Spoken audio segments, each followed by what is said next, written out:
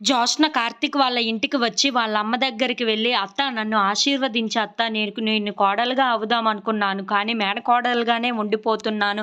నాకు పెళ్లి కుదిరింది" అని చెప్పేసైతే ఆశీర్వాదం తీసుకుంటూ ఉంటుంది. అది వినగానే అక్కడ ఉన్న జోష్న వాళ్ళ అత్తయ్య అయితే చాలా సంతోషించి, "నువ్వు సంతోషంగా ఉండాలని నేను ఎప్పుడూ కోరుకుంటాను జోష్న. నువ్వు త్వరగా పెళ్లి చేసుకొని అమెరికానో ఎక్కడికో వెళ్ళి సంతోషంగా ఉండాలని నేను కోరుకుంటున్నాను" అని చెప్పేసైతే ఆశీర్వదిస్తూ ఉంటుంది. ఆ మాటలు వినగానే అక్కడ ఉన్న జోష్న అయితే, "ఏంటత్తా నేను ఈ ఇండియాలో ఉండకూడదా? అమెరికానో ఎక్కడికో వెళ్ళిపోమంటున్నావు" అని చెప్పేసైతే అంటూ ఉంటుంది. ఆ మాటలు వినగానే అక్కడ ఉన్న కార్తీక్ అయితే, "నువ్వు అక్కడికి వెళ్ళిపోతేనే కదా మేము ప్రశాంతంగా ఉండగలం" అని చెప్పేసైతే అంటూ ఉంటాడు. ఆ మాటలు వినగానే అక్కడ ఉన్న జోష్న అయితే చాలా బాధపడుతూ, "ఏంటి బావ ఇలా మాట్లాడుతున్నావు? నేను ఇక్కడ ఉంటే నీకు ప్రశాంతత ఉండదా? నేను ఎక్కడికో వెళ్ళిపోతే ప్రశాంతత ఉంటుందా? నా వల్ల ఎన్ని ఇబ్బందులు పడ్డావో ఏంటో మరి" అని చెప్పేసైతే అంటూ ఉంటుంది. "నా వల్ల ఇబ్బందులు పడ్డావని దానికి ఏవైనా సాక్ష్యాలు ఉన్నాయా? ఆధారాలు ఉన్నాయా?" అని చెప్పేసైతే అడుగుతూ ఉంటుంది. ఆ మాటలు వినగానే అక్కడ ఉన్న దీప అయితే, "సాక్ష్యాలు, ఆధారాలు లేకే కదా ఇలా ఉన్నాము" అని చెప్పేసైతే అంటూ ఉంటుంది.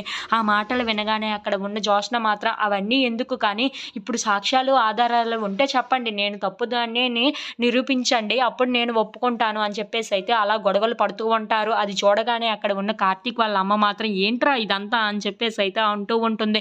ఇంతలో అక్కడ ఉన్న కార్తీక్ మాత్రం, "అదేమీ లేదులే అమ్మ, మొన్న రెస్టారెంట్‌లో జరిగింది కదా! దానికోసమే" అని చెప్పేసైతే అంటూ ఉంటాడు. ఆ మాటలు వినగానే అక్కడ ఉన్న వాళ్ళ అమ్మ మాత్రం, "ఎందుకులేవే ఇవన్నీ వదిలిపెట్టే, నీకు పెళ్లి సంబంధం కుదిరింది అన్నావు కదా! నాకు చాలా సంతోషంగా ఉంది" అని చెప్పేసైతే అంటూ ఉంటుంది.